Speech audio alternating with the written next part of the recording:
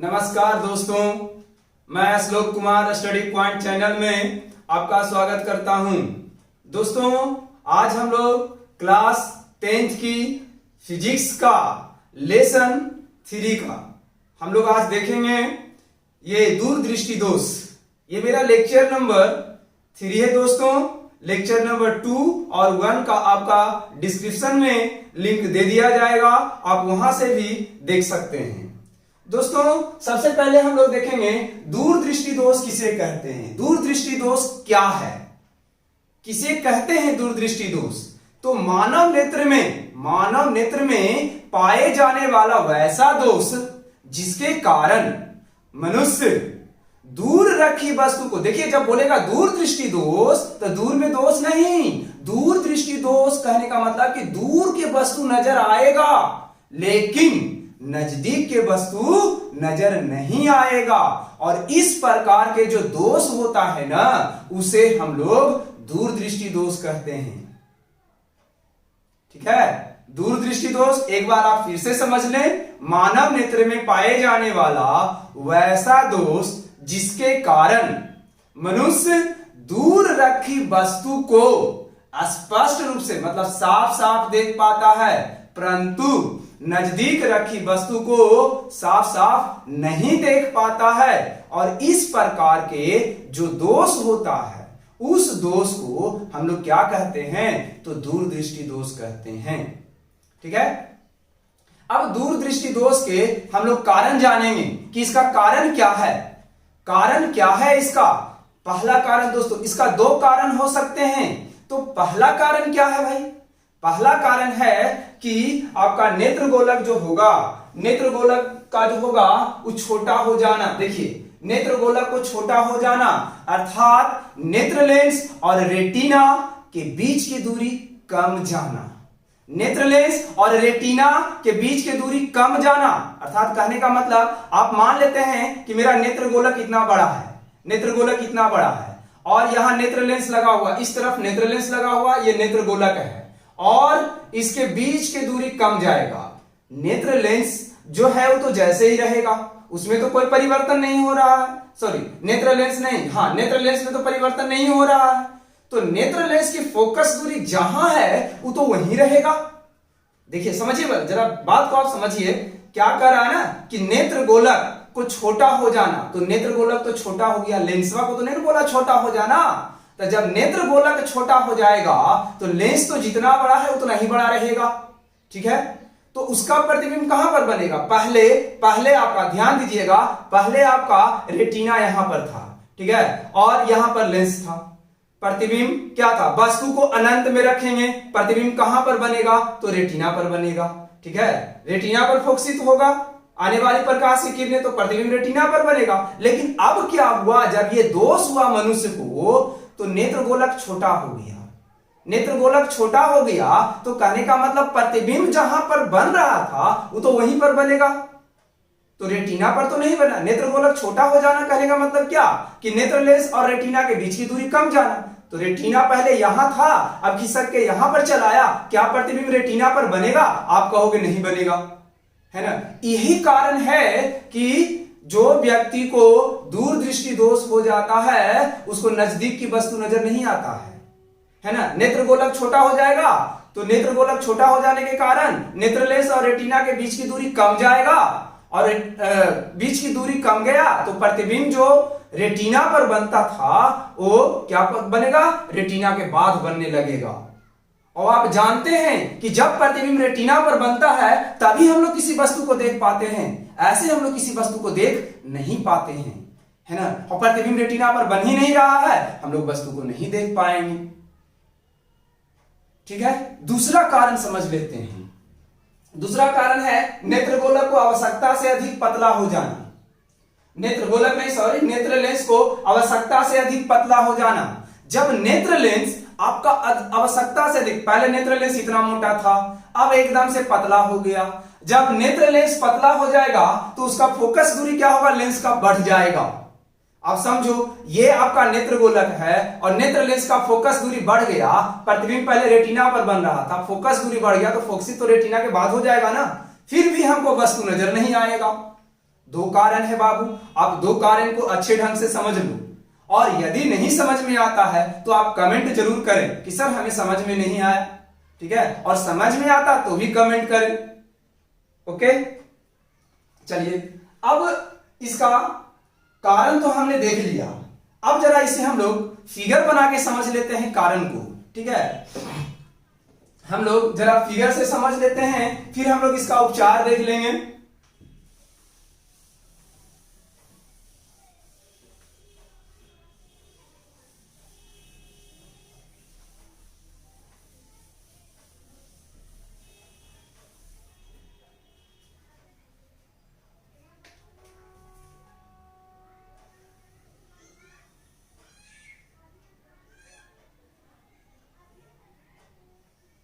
देखा जाए, ये मान लेते हैं कि मेरा नेत्र गोलक है ना, और यहां पर आपका क्या है, तो कॉर्निया है, और ये आपका लेंस है ना। देखिए सबसे पहला बात क्या है कि वस्तु अनंत में रखा हुआ है। जब वस्तु अनंत में रखा हुआ रहेगा, ध्यान दीजिएगा अच्छे ढंग से आप, जब वस्तु अनंत में रखा हुआ रहेगा तो इसका प्रतिबिंब जो होगा वो आपका रेटिना पर बन जाएगा।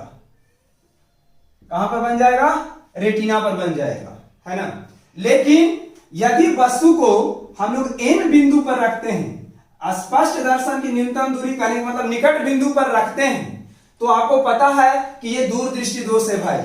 दूरदृष्टि दोष में क्या हुआ था, नेत्र गोलक छोटा हो गया था। जब आपका नेत्र गोलक छोटा हो गया तो बताइए कि पहले नेत्र गोलक कहां पर था। सबसे पहले नेत्र गोलक यहां पर था, ये वाला नेत्र गोलक पहले था। अब क्या हो गया, छोटा हो गया। और जब ये छोटा हो गया तो प्रतिबिंब क्या बन गया, रेटिना के पहले बन गया, है ना। सॉरी गलती हो गया। नेत्र गोलक छोटा हो गया तो प्रतिबिंब, यहां से फिर से हम समझ लें,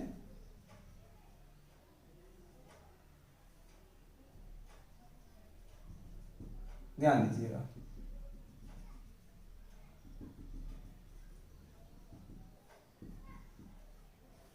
देखिए समझिए, जब एन बिंदु पर वस्तु रखा हुआ रहेगा, जब एन बिंदु पर आपका वस्तु को रखिएगा, तो वस्तु को जब आप एन बिंदु पर रखिएगा तो इससे जाने वाली प्रकाश की किरणें कॉर्निया और नेत्र लेंस से अपवर्तन होगा। कॉर्निया और नेत्र लेंस से अपवर्तन होगा, और अपवर्तन के बाद चूंकि पहले नेत्र गोलक इतना बड़ा था, अब ये छोटा हो गया। जब नेत्र गोलक छोटा हो गया, जब नेत्र गोलक छोटा हो गया, इसे हम लोग अभी इरेज कर देते हैं, ठीक है, इसे इरेज कर दें आप। ओके, जब आपका नेत्र गोलक क्या हो गया बाबू, छोटा हो गया, तो नेत्र गोलक छोटा हो गया तो लेंस तो जितना बड़ा था वो तो उतना ही बड़ा था, वो तो छोटा नहीं हुआ ना। नेत्र गोलक छोटा हुआ, लेंस छोटा नहीं हुआ। इसका मतलब क्या कि लेंस की जो फोकस दूरी है पहले जहां पर था वहीं पर रहेगा, है ना। तो यहां ध्यान दीजिए, नेत्र गोलक छोटा हो गया, लेकिन वस्तु जब निकट में रखा हुआ था, वस्तु जब निकट में रखा हुआ था, तब उसका प्रतिबिंब भी वही रेटिना पर बना जो पहले था, लेकिन वो तो छोटा हो गया, तो बन गया क्या, आगे बन गया, मतलब रेटिना के बाद बन गया वस्तु। और जब वस्तु रेटिना के बाद बन गया तब क्या होगा, हमारे आंख पर जो रेटिना पर जो प्रतिबिंब है वो तो फोकसित नहीं हो रहा, रेटिना के बाद हो रहा है, हम लोग वस्तु को नहीं देख पाएंगे, ठीक है।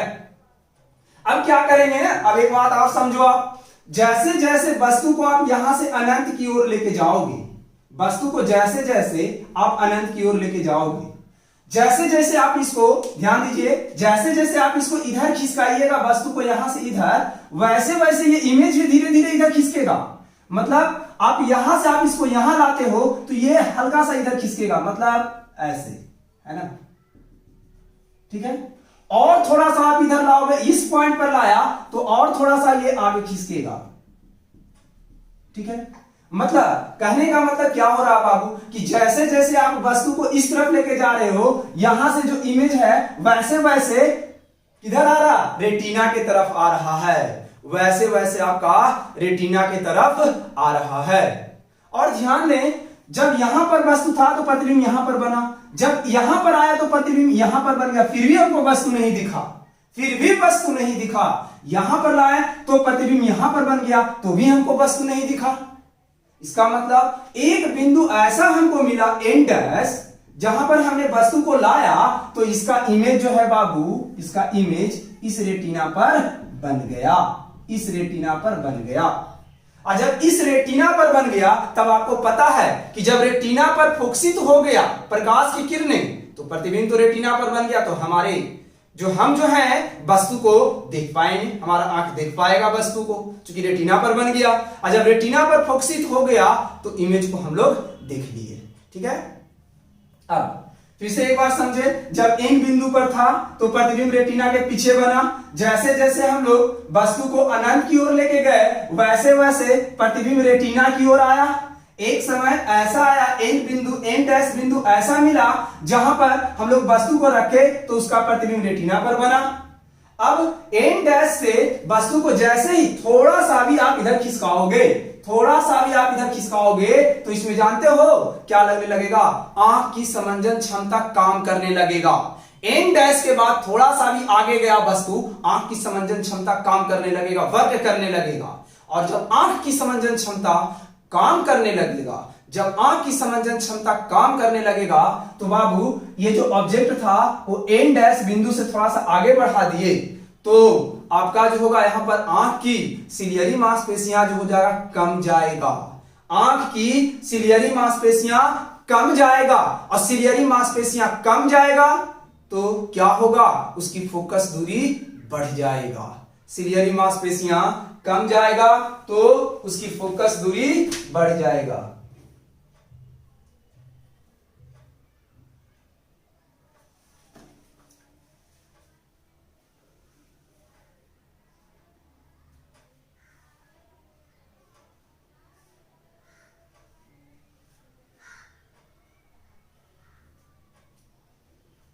सिलियरी मांसपेशियां का तनाव कम जाएगा और उसका फोकस दूरी बढ़ जाएगा, तब ये दोष उत्पन्न होगा, है ना, सॉरी, तब प्रतिबिंब वापस जो है जहां पर बन रहा था वहीं पर जाके बन गया।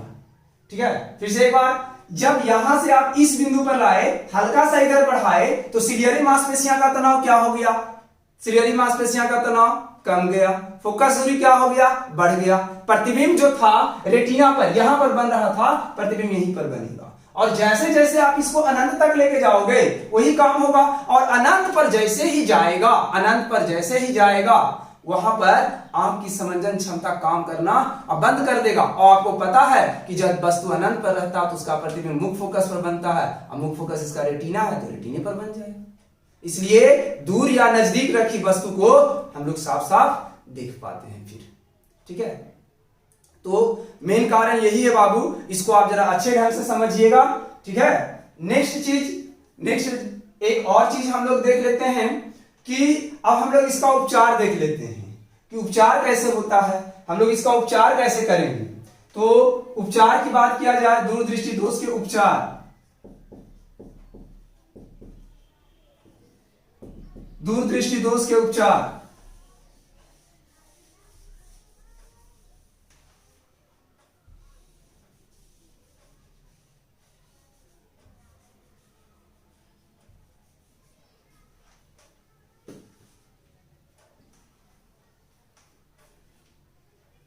देखा जाए, दूरदृष्टि दोष के उपचार के लिए क्या किया जाता है कि आपको निकट वस्तु को देखना है तो दूरदृष्टि दोष के उपचार के लिए आपको उत्तल लेंस के चश्मे का व्यवहार किया जाता है। ठीक है, किस लेंस के चश्मे का व्यवहार किया जाता है, उत्तल लेंस के चश्मे का व्यवहार किया जाता है। ये बात आप याद रखिएगा। यहां आपने क्या लगा दिया, उत्तल लेंस लगा दिया। ओके, यहां जब आपने उत्तल लेंस लगा दिया तो यहां पर एन है और यहां पर आपका क्या है, एन डैश है। जरा आप समझो, आपने जब एन बिंदु पर वस्तु को रखा था तो उसका प्रतिबिंब जो है रेटिना पर नहीं बना था, पता है ना, उसका प्रतिबिंब रेटिना पर नहीं बना था, रेटिना के बाद बन गया था। जब एन बिंदु से प्रकाश की किरणें जाएगी, एन बिंदु से प्रकाश की किरणें जाएगी तो ये उत्तल लेंस से जो कि आंख के पहले रखा हुआ है उससे अपवर्तन होगा और अपवर्तन के बाद एन डैश बिंदु पर ये जाके फोकसित हो जाएगा। कहां पर फोकसित हो जाएगा बाबू? एन डैश बिंदु पर फोकसित हो जाएगा। मतलब कहने का मतलब क्या कि इस लेंस के द्वारा जो इमेज बन रहा है वो एन डैश पर बन रहा है। अब आंख वाला लेंस क्या करेगा? इसको नहीं देखेगा, क्योंकि ये तो उसको दिख ही नहीं रहा ना। आपको बताए ना कि आंख लेंस वाला नजदीक रखल वस्तु को तो वो देख ही नहीं रहा ना, नजदीक रखी वस्तु को तो नहीं ना देख रहा, वो तो दूर वाले को देख रहा।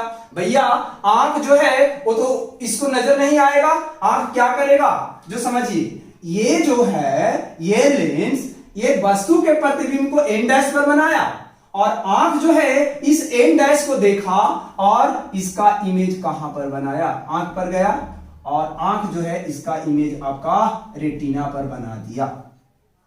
ठीक है, एक बार आप फिर से समझें। ये उत्तल लेंस के चश्मे का व्यवहार किया जाता है इसके उपचार में। और जब उत्तल लेंस के चश्मे का व्यवहार किया जाता है, उत्तल लेंस क्या करता है कि जो नजदीक में वस्तु रखा हुआ है उसका प्रतिबिंब कुछ दूर बनाता है।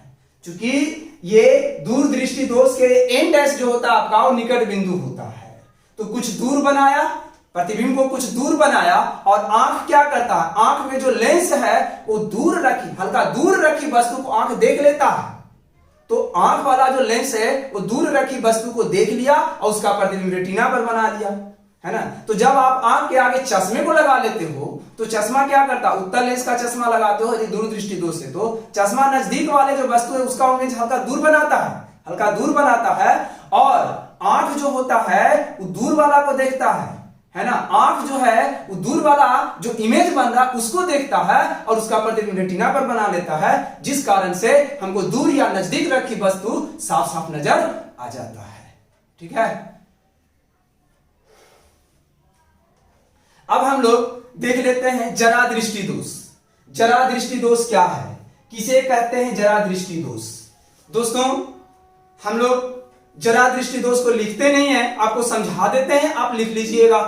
मानव नेत्र में पाए जाने वाला वैसा दोष, मानव नेत्र में पाए जाने वाला वैसा दोष जिसके कारण मनुष्य नजदीक या दूर रखी वस्तु को साफ साफ नहीं देख पाता है और इसके बीच वाले वस्तु को साफ साफ देख पाता है। तो इस प्रकार के जो दोष होता है, इस दोष को हम लोग जरा दृष्टि दोष कहते हैं। यह आपका तीसरा है जरा दृष्टि दोष।